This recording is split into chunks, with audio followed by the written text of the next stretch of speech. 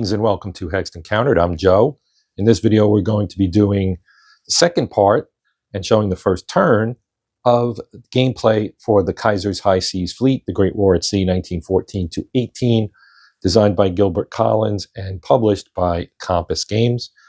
So in the first video, we did setup, and now we're going to actually move on and play turn one. Now, turn one does have a few minor things that aren't in effect or are different from your regular turn sequence. One of the biggest probably being the these are minefields here, and also down here. And these, I think that's, oh, and there's one here as well into the entrance to the Black Sea. So that's one of the things that are currently not permitted. Amongst the others, you have the Goeben here, which is a German battle cruiser.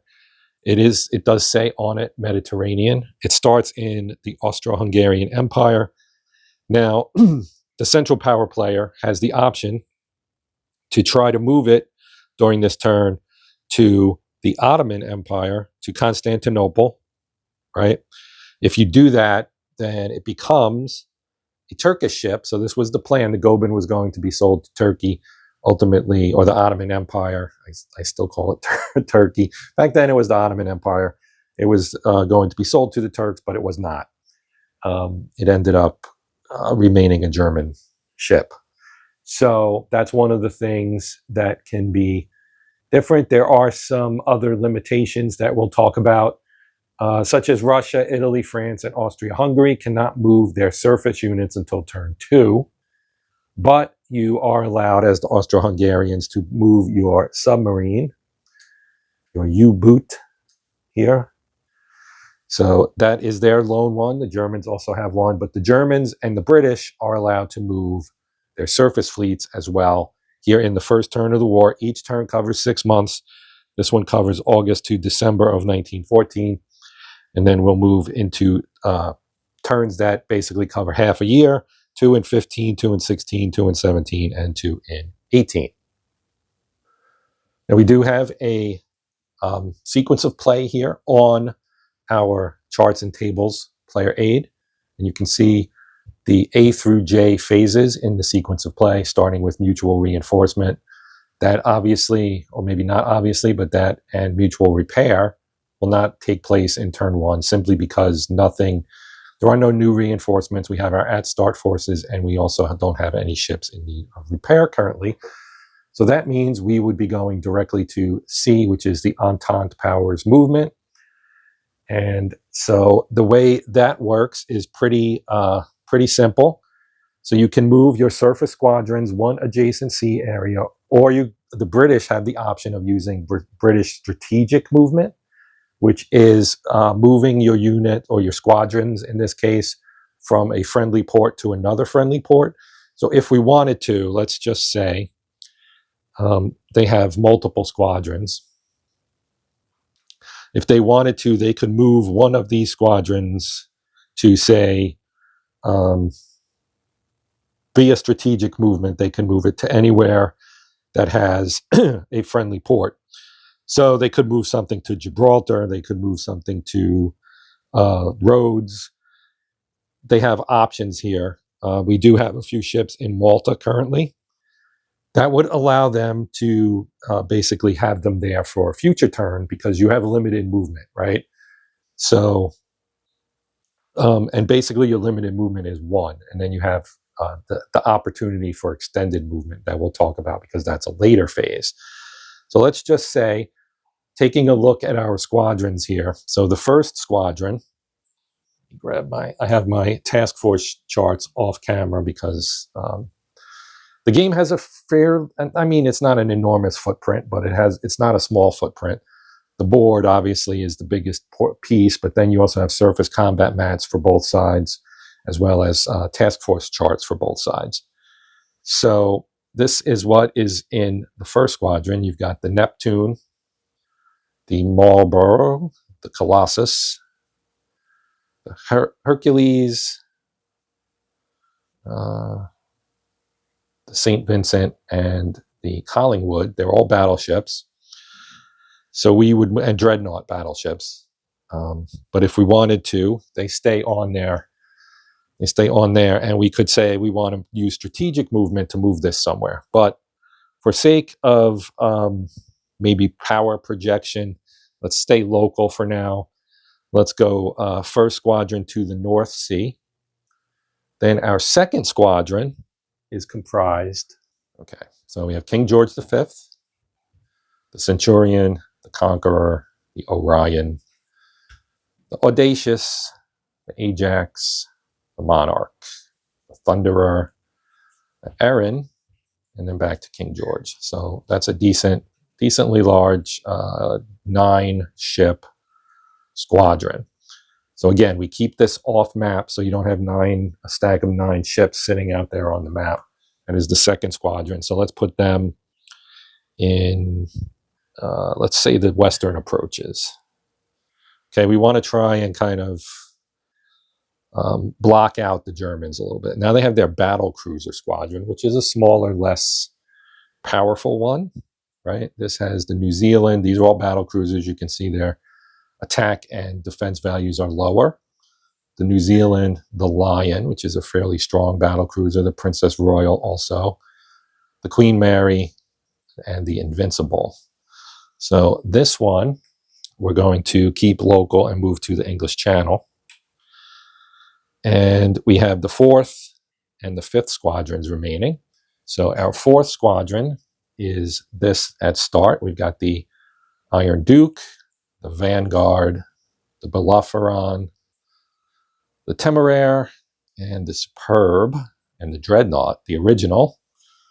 Right, so that one we're going to move here to Dogger Bank, and now we have the 5th one, and the 5th one is not available yet. That comes in turn 2. You can see denoted by the 2 there at the top. So they only have a couple ships in turn 2, Queen Elizabeth and the Warspite, and then you have the Barham, Valiant, and Malaya coming in later on. So I'm actually going to take this off and put it up here for now. So it's off map.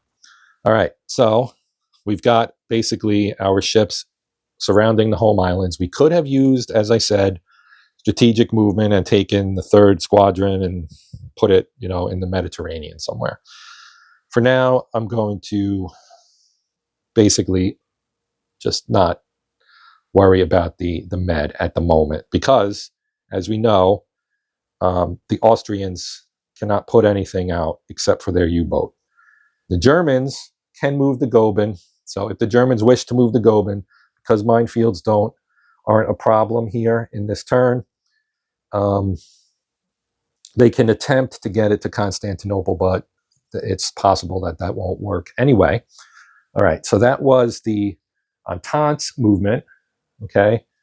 And now you would move, the British submarine. I forgot about that. British submarine can be placed anywhere, any sea area except the Black Sea. So let's do this. Let's put this in the Eastern Mediterranean. So we'll have some, and we do have our, the 3rd battle cruiser down here. These, I think, are actually separate. I can move these. I didn't think about that because these and the 3rd squadron that's up here are both together, but they're split. So let's put these guys here in the Eastern Med. Maybe we'll put the submarine in the Aegean. This way, if they do try to sneak the Goeben out, there's a couple of chances that they're going to run into a battle here. And these are relatively light battle cruisers with 2s. Goeben is a better ship, but we'll see what happens here. That's still 3-on-1. So, and we'll talk, if we do that, you'll get to see how the battles are determined. Okay, now we'll move over to the Central Powers. So we can move our ships in squadrons and place our U-boat. So let's do our U-boat first. Let's put the U-boat in the North Sea, or the North Sea. We don't have the long-range U-boats yet that can get out to this area. We could put we could put it in the Mediterranean, but we won't for now. Let's put it in. I'm going to put it. We're going to keep it low. Well, I can move one of my squadrons there. Let's put it in the North Sea for now, or west. We'll go western approaches. Okay, so we have a possible something possibly happening there as well. Okay, now first squadron, which for the Germans is their biggest squadron. Okay, so they've got the Helgoland, Oldenburg, Ostfriesland, Thüringen, Nassau, Posen, Westfalen, and Rhineland. Okay, so that's their first squadron. These are all battleships. And we will take our first squadron and let's put it, well, it can only move one initially. So it's going to start out in Heligoland, Bight. And then our third squadron, because the second squadron is our pre-dreadnoughts, these can actually come out. And let's put them here in the Baltic. And we'll send our third squadron. So third squadron at start has the Kaiser, Friedrich der Grosse, König Albert, Prinz Luitpold, and the Kaiserin. And the Kaiserin got great, like these have great defensive values, these 4.5s. Tough ships, right? Okay, so that is the third squadron.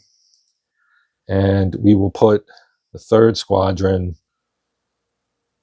well, we really only have a couple choices, right? We can go here or here. So let's put the third squadron here, and we'll put the scout out here. And the scouting squadron is battle cruisers, right? So you have the Moltke, the Seydlitz, the Von der Tann, and the Blücher. All right, so that is that. Now we have the Austrians. They cannot move their ship. We also have the Goeben. So let's take care of the Goeben. The Goeben is going to attempt to get to Constantinople. So we'll move it here into the Eastern Med, which sets up a possible battle. And the Austrian U-boats we will send to, we'll send them here. Okay. And that's it for the Central Powers. Okay, yeah, the U-boat from Austria-Hungary can be placed in Eastern Med, Adriatic, or Aegean. So we put them in the Aegean. So that's legal. Okay. Now we go to the Entente bonus movement phase, and that is you can attempt to move eligible squadrons one extra area. Here on our player aid, you have the bonus movement table. So you roll 1d6. 1 to 4 is no move. 5 or 6 is a success.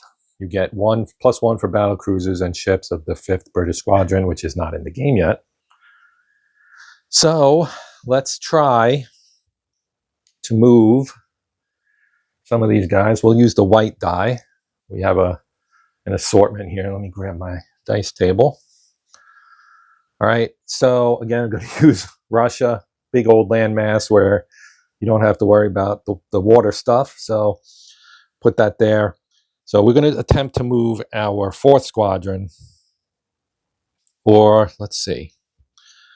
See, this is where strategy kind of has to play in. So we have a battle cruiser squadron here. Maybe we'll move this one. Battle cruisers may attempt 1 or 2 extra areas. So we could try to move the 3rd battle cruiser squadron up to here. And if they succeed, then we could attempt to move the 4th in. That way we get decent odds. So let's do that. We're going to try to move this guy here first. And it's a 4, which is a failure. Okay, so he's stuck there. Now, see, if the British can get control of this, they get 3 victory points. and they accrue per turn, right? So we have 0 right now. It's down here, and it ranges up to 10 each way. So let's try it. What the heck, right? That's a 6. They move in. So now we have a potential battle. And since we have that, they succeeded. Let's try to move the first squadron in as well. And they also got a 6. All right. So we could have our Jutland battle here. I did not move the pre-dreadnoughts out. I could have, and I forgot to do it actually, but I didn't do it. So it's not a big deal. We'll leave the second, and the third already tried and failed. So they are basically done. These guys will stay put because they want to take on the Goeben. All right, now the Central Powers would have the same possibility of being able to move. So you can move through enemy forces. So even though these guys moved in here, we could theoretically attempt to move away and get out into Dogger Bank and or the North Sea, which would give us 6 victory points, and we would basically give up the 3 here. So that's a net of +3, which seems like it's worth doing. The risk is if one passes and one fails, then you weaken your potential battle here, and battles can or cannot happen. It's not a done deal that just because these guys are all together, they're going to actually fight, because they may not actually, contact each other, and then there's no battle. But the Goeben is going to try to jump to the Aegean here. So I forgot about the +1. You get a +1. So that 4 would have been a 5. So I'm just going to move them here because that lets them defend Dogger Bank at least. I forgot about the +1 for battle cruisers. So we're going to roll here for this battle cruiser, which will get a +1. So 4, 5, or 6 would be a success. And he got a 1. Okay, so they're stuck there, which means there will not be a Yavuz Salim in this, Yavuz Sultan Salim in this game, because the Goeben would have to succeed twice to get. Actually, no, that's not true. I think. Well, we'll check. I'll check that. But at the end of a turn, you can go to the closest friendly port, which Constantinople is 1 away, and so is Austro-Hungarian Empire. So I think they could go either one, but they have to survive the potential of a battle here. So they failed. Now, for the sake of argument, this would not get a +1. So you have basically a, what is that, 2 out of 6, a 33% chance of either one of these succeeding. So we will pass on that, and we will face the possibility of having a battle. So the combat phase, which is phase G, is resolved in this order: mines, then U-boats versus merchant shipping, then U-boats and submarines versus capital ships. The British submarine, which is over here, cannot attack merchant shipping. They didn't do the whole merchant shipping attacking stuff. They attacked capital ships, or warships would be a better way to put it. And then lastly would be surface combat, surface vessels against each other. So first thing we have to ask ourselves is, on behalf of the Germans, do we want to attempt to attack the second squadron, which would be a capital ship attack, or do we wish to attack? Okay, so I think what we'll do here is we're going to try to attack the second squadron. Now, the way this works is pretty simple. It takes place before surface combat. And, well, actually, I think we should do the Austrian. They will attack merchant. They'll attack the merchant shipping. So you roll 2d6. And if it's a, well, here is the the merchant shipping table, right? So 0 to 5 is nothing. 6 to 8, 1 victory point. 9 to 12, 2. And then you see the die roll modifiers that start on turn 2. So early war, you're going to get a +1, and then late war, you're going to get a -2. And once you can get, well, actually, Western Approaches gets a +1 as well. here. So let's see what we get from the Central Powers, from the Austrians rather. They got a 5. So 5 is, of course, the highest you can get. That would be a nothing. So that's 0 victory points from that. So we're going to do the same thing with the U-boats, and we do get the +1. Okay, so nothing. Whole lot of nothing there. All right, moving on. So we've done that. There was no mine combat because there are no mines active currently, so we don't have to worry about that. Now we move on to surface combat. So surface combat is the, well, first you have to determine if there's actually even going to be an engagement. All right. So here is your engagement table. Now, number of squadrons, right? So we're going to roll here. And I'll just roll the 2 white ones, or 2 of the white ones here, and we've got an 8. A 2 and a 6, that's an 8. So 8 is 2 squadrons, right? So we know 2 squadrons are going to fight. Both players roll on the engagement table. So we'll say that was the British, so both of theirs are going to be in the battle. Now the Germans need to roll, and they got an 11, which would be up to 4 squadrons, but they don't have. So we're going to have a full-on 2-on-2 here. This is going to be a big one because there's a lot of ships out here in these 2 squadrons. All right, so once you do that, so you're going to line up your ships. So need to change my shot for this so this will work. So hang on 1 second. Before I do that, let me just show you this. So this is the British map, okay? And you see at the top, it's the surface combat map, right? And you deploy your on there, and your highest fire factor, you start from the right, which is here, right? The Germans have one with both, so that you can do Entente if you're playing solitaire. So you would, again, start left, you go left to right with both. If you have an opposed one, you do left and right. Well, you would go highest. See, this one is highest on the right because they would be facing like this, basically, right? If you had a 2-player game, you'd be like this. So the highest for the Central Powers and the highest for the Entente would be across from each other, because that's basically what this is. You're lining them up against each other. What I'm going to do, I think, is I'm just going to put this here, and I'll zoom in on it, and we will conduct our combat. So let me get the ships out. So again, you're going to deploy your ships left to right in both cases. So the Central Powers on the top and the Entente on the bottom. Oh, and we didn't have the British U-boat here in the Aegean have any combat. I just wanted to mention that because there's no surface ship and you can't have sub-to-sub combat. It's not in the rules, so it does not happen. All right, so we're going to take our ships and we're going to lay them out here. So we've got 1st and 4th. Well, you can't see that anymore because I zoomed in.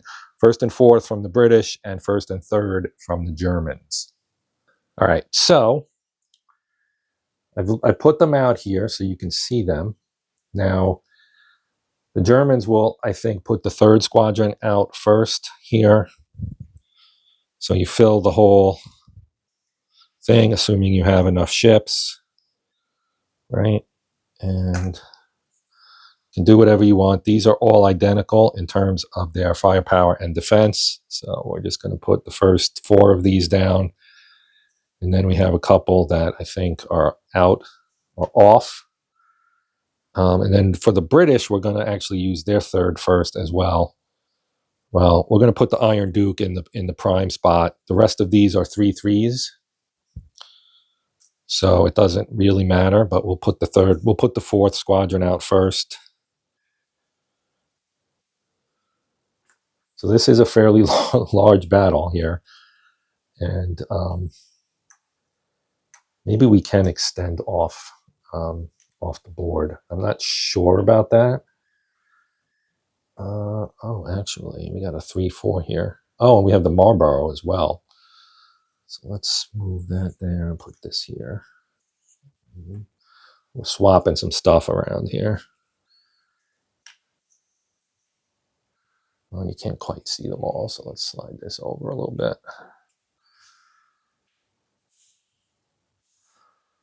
I'm not 100% sure this is legal, but we're doing it anyway. And the Germans have one extra ship that more than the British. So these two together will attack the St. Vincent. Okay, so now you've got all your ships lined up, and so you start resolving, and both sides get to attack simultaneously. So let me get my dice tower here.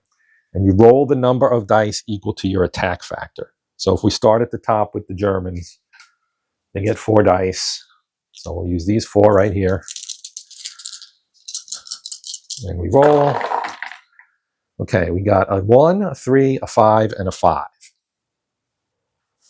This is the old kind of bucket of dice approach to combat, and you need a 6 to hit, and none of those are a 6. So now the Iron Duke gets his firing opportunity. He gets 1. So he actually does get a hit. So we take a marker for a hit, right? We've got 1 hit, and we're going to put that right there. And we'll continue down the line. Now the Kaiser, let's see if the Kaiser can avenge his Kaiserin with a hit on the Marlborough. And the answer to that is no. Marlborough will fire. They get a hit as well. Now they've got 2 hits on the Germans here. Now the Friedrich der Grosse gets a hit. So the British get their first hit on the Hercules. They get to roll only 3. Use the whites for them. And that's a 1 hit. 1 hit. All right. Solid rolling for the Brits here. Okay, the Germans are up again with König Albert. Nothing. 3 1s. And the Temeraire gets another 6. 4 in a row. They are 4 for 4 on hitting the Germans here. All right, let's do the Superb since I already have the 3 dice in my hand, and that's the first one to not draw blood.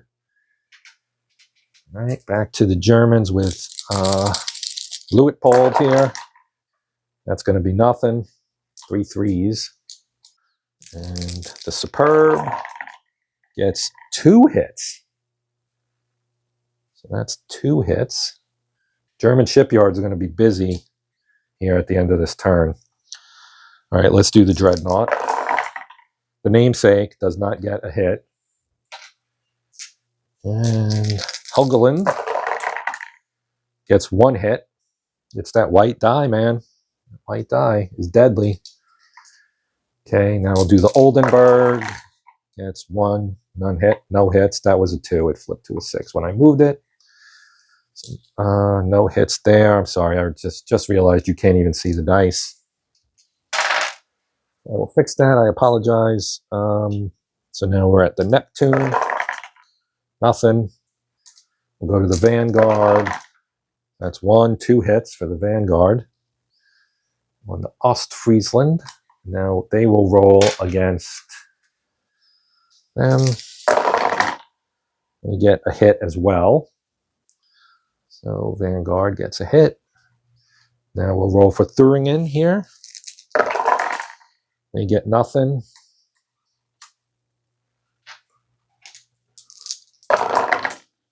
Nothing for the Colossus. Now we'll do the Bellerophon. So you can see what I'm doing. I'm kind of...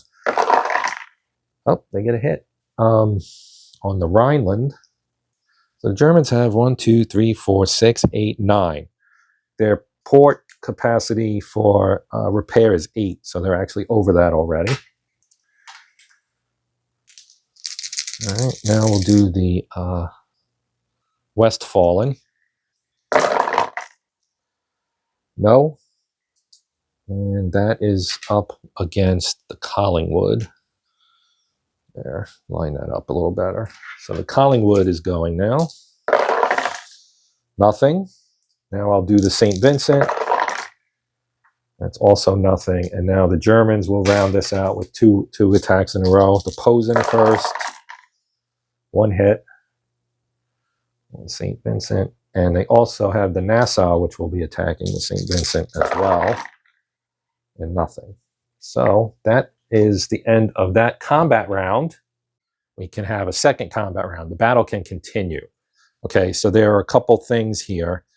Now, one side or both can elect to disengage. So I'll just read you the rules here after this, okay? Players determine if there will be a second round of combat or third, as the case may be. If both decide another round of combat, it occurs, and you just keep going. If both do not want a second round, it doesn't happen. If one has sunk or player or break-off markers on all of his ships, there's no second round. If one wants to disengage, players follow the disengagement and pursuit procedure. So the CP has to decide first. So let's just assume the Germans say, you know what, we took kind of a pounding here. They hit us twice more than we hit them. We could break off, or they could decide to push their luck and see if they can do better on a subsequent round. You know what? Let's do one more round, and then we'll go into the whole break-off procedure. So we're going to try again. Now, both sides will roll 4 here for these first couple. So we've got, and I forgot to say who was going first. We'll say the British going first. So they got 2 more hits here on the Kaiserin. Poor Kaiserin. She's going to be in port for a while, it looks like, getting repaired.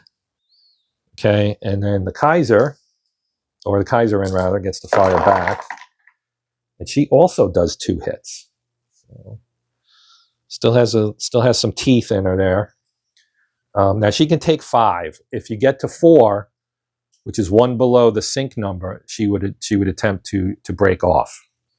But that's not happened yet. So now we'll switch it around and we'll do the Kaiser next. And Kaiser has no hits, so now we'll switch over to the Marlborough. Oh my lord, 3 hits. 3 hits. So that actually gives the Kaiser 4 hits, and the ship will have to attempt to break off.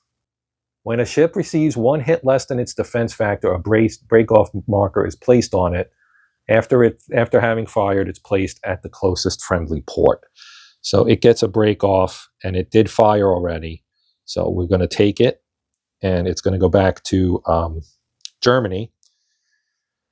So I'll just put it down here for now, and I'll remember that it has 4 hits on it. And this is the break-off counter, in case you didn't see it. That's what it looks like. And you can get, so you may wonder, how do you get sunk? Well, let's say you have a ship. Let's say this one. He's got 2 hits. His number's a 5. Or maybe this one's better because it's easier, right? You've got a 4 and 2 hits. 2 more hits is 4. So when we have the battle, if the Vanguard here hits him twice, or hits her twice, the ship, she sinks.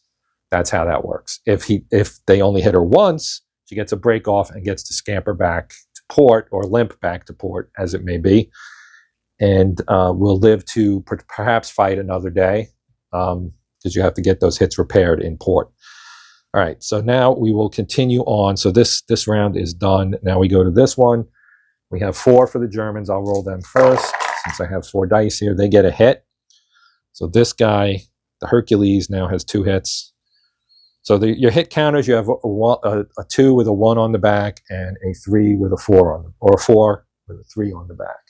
That's what it is. 2 has a 1 on the back, and the 4 has a 3 on the back. So up to 4 hits. Because there's no ship with a defense higher than 5, so anything that takes a 5th hit is going to get sunk anyway. So now they get to fire back with their 3. They get to fire back. So let's do that. Okay. No hits. No hits for them. We'll move on to the Temeraire. And no hits for them either. Okay. Now we go to Luitpold, right? No. We're at König Albert. No matter. No hits. Now Luitpold gets 1 hit. The Superb takes a little bit of damage. They get to fire back now. They inflict a 3rd hit here on Luitpold. Do have a 5. So this is the point where I would say that we will probably try to disengage, because 2 hits sink her, 2 hits sink her. We're getting 2 hits sink this one. We're getting into kind of dicey waters here. All right, let's do the Dreadnought. And Dreadnought does get a hit here on Helgeland. So now we'll roll for Helgeland here. And nothing. And now we'll go to Oldenburg. That's 1 hit on the Neptune. Now Neptune gets to fire at Helgeland, and no hits, so they sneak past. Now Thuringen. Whoops! Actually, since it's only 3, that's gonna be 4. Vanguard, and we just had our first sink. So 2 hits is 4. 2 plus 2 is 4. The Ostfriesland has been sunk. They do get to roll, but they are going to be sunk. So I'm going to stick a sunk on here. Just take the hit marker off because they've been sunk. So the Germans have lost Ostfriesland, but she does get to fire back here. All fire being simultaneous to see if she can give a little pain back, and the answer to that is no. Okay, so Ostfriesland has been sunk, and we'll talk about that at the end of the resolution here. Let's jump over to the Thuringen. 1 hit on the Colossus. Now Colossus fires back and gets a hit themselves. So it's not looking like many ships are coming out of this unscathed. Now we go to Bellerophon, right? Yes, so the Bellerophon against Rhineland. Nothing. Now the Rhineland will fire. Whoops. Nothing. Okay, so nothing there. We'll do the Westfalen now, or Westfalen, all 3s. And Collingwood gets a hit. And so Westfalen has a hit. Now the last ship to fire for the British is the St. Vincent. Nothing. Now we get the Posen and the Nassau. Well, that's a hit. So flip this to 2. Now 1 more hit will sink her. So if the Nassau rolls 1-6, and they do not, so she escapes unscathed. Now, given that I'm going to show how pursuit works. It's real simple. Basically, you roll 1 die per ship that's attempting to break off. I'm going to remove this, whoops, from being sunk. All right. Okay, and so we have to adjust the line here to fill it in. And we had 2 ships fall out for the Germans. So the British actually have a fire advantage now. Let me slide that back. So British have a fire advantage, as these guys will attempt to head for home. So we'll start here. Now firepower does not matter. It's one die. So we'll roll 1, and I'm going to roll a black for the Germans to make it a little faster. So 1 and 1. The black is the German ship. The white is the British ship. And that's nothing. So these guys are now out. Now that we have a German hit and the British no hit. So these 2 head out. I think that's right.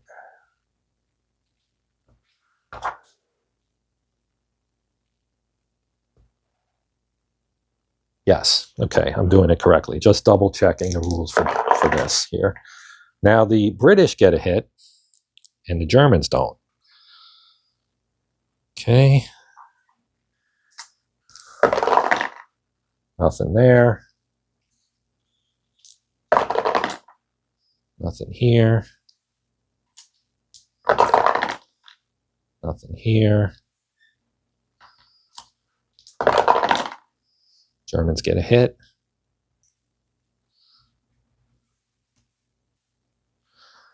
Okay. Germans get a hit again. And that's actually going to, actually, no. I was looking at the wrong ship. Okay. Nothing.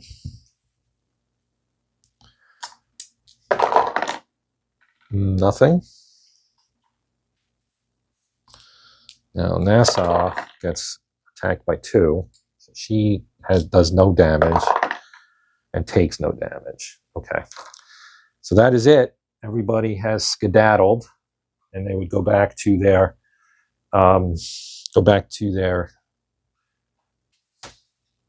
shipyard here for repair, because, well, they're going to go back to port basically. So, well, actually, we're at the end. We finished the combat section, right? We're finished with combat. So you can see we do area control and victory points, then return to port, and then we do the turn record phase. Okay. Okay, a couple of things I want to mention here before moving on. First, the Germans, when Friedrich the Grosse is with the fleet, which it is, right? That's the flagship. When the flagship for the Germans is in the battle, they have an option to do battle turn away, which enables them to actually leave the battle without having pursuit. I elected to show pursuit so that you could see it, but we could have avoided it. And honestly, in terms of what actually happened with the fire, it was probably to the benefit of the Central Powers to do that fire, because they banged up a couple more British ships than they had before. So that was probably worthwhile in the overall exchange of hits. The other thing I wanted to mention, if I can remember what it was now, is, there's only 3 rounds at the most. So if we had gone to another round, that would have been the final round. After the 3rd round, the battle is over. So it's not like you can sit out here and keep firing at each other until everybody's sunk or anything like that. You get 3 rounds. Whatever the situation is at the end of round 3, the battle ends, right? You can think of it as like nightfall and things break up, or however you want to look at it. But that's the rule. Okay, so we have another surface combat potentially down here, right? You've got the 3 German battle cruisers, or 3 British battle cruisers rather, the Germans, and these guys I need to put back because they're not allowed to be out right now. Okay. So this one was sunk. So this one here. Anyway, we're back to normal. You can kind of see the displays over here. I've got all the damaged ships there because they're going to be in port getting repaired. The task forces will go back. Okay, this one will not be controlled by either side. They fought a battle, but at the end of the day, they're both kind of in there together. I think I will confirm that as well when we go through the victory point. Right now, we want to talk about, actually, no, we do want to talk about control. Okay, so area control. If a player has at least 1 surface vessel in, we have 1 more combat. What am I doing? I'm skipping ahead. All right, so we need to go back to the engagement table. So here's our engagement table. Let's roll 2 dice for the British. They've got a 10, which means all 3 of their ships can fight. Now the Austrians got a 6, which is enough to get them the number of ships, 1. Okay, so this is probably going to be interesting. I'm just going to do this like this. So instead of getting the combat mat out again, because this is relatively straightforward, I'm going to do like this. I could even do it down here, but I think you can probably read the numbers. Well, you know what? I'll zoom in a little bit. Let's zoom in a little bit. Okay. Now we'll take this guy again and we'll put it there so you can see. All right. So the British will roll 2 and the Austrians will roll 3. So I'll do the Austrians first. No hits. Now we'll do the British. Nothing for Inflexible. Indomitable gets two hits. So the British rolls continue to be beneficial. Now the Indefatigable gets nothing. Okay, so Now the Germans, the Germans don't have, I said Austro-Hungarians, but it's actually a German ship. They don't have the opportunity or option to turn away here. So they could break off and try and get not break off, basically disengage and have pursuit fire again. But you know what? Let's live dangerously. I'm going to push my luck. We're going to see if we can do some damage, and we do. So that's one hit here on the inflexible. Now they have to hope that they don't take more hits here. Nothing from the inflexible. Now the indomitable, who did 2 hits last time. No hits this time. And the indefatigable, nothing. All right. Well, we'll go to the 3rd round and try it again, right? And nothing for the Gobin. We'll start with the inflexible, no. Indomitable, no. Indefatigable, looks like a no. It is a one hit. All right, well, Gobin got battered a little bit there. Okay, so Gobin will end up limping back here, and these guys are going to go to Malta. Malta has a, well, you can't actually see it because I zoomed in, but here in the German Empire, you see the wrench and the hammer with the 8. That's the port capacity for repair. So German Empire, this port can handle 8. The Austrian port can handle 2. And Malta down on the bottom, which you cannot see. Let me zoom back out. Right? So here's Malta. They have a construction or a repair of 1. All right? And also, now let's count up area control. So this is how that works. I guess for this, we should just do that because they have not left. So this would be contested. This is submarines together. And U-boats alone can control areas for the Central Powers. Okay, but they're not alone. So we're going to say that is not going to give either side a victory point. This does not give either side a victory point. We have empty, empty, empty, empty, empty. So nothing there. Then we get 1 for here. So I'm going to move, I guess we'll use red for the Entente. They get 1 for Dogger Bank. Okay. They won't get anything here, and they won't get anything here, I don't think. Control markers in an area containing friendly surface ships and no enemy surface ships. So I think they do, in fact, get a victory point there. Now, you mark these 2, which I didn't do, but you can say control, control, and the Germans get 3 for controlling the Baltic. Okay, so the British are at +2 and then -3. So that's a 1 to the advantage of the Central Powers. And you can flip the victory point marker from the Central Powers to the Entente. Like so. So I think that's it.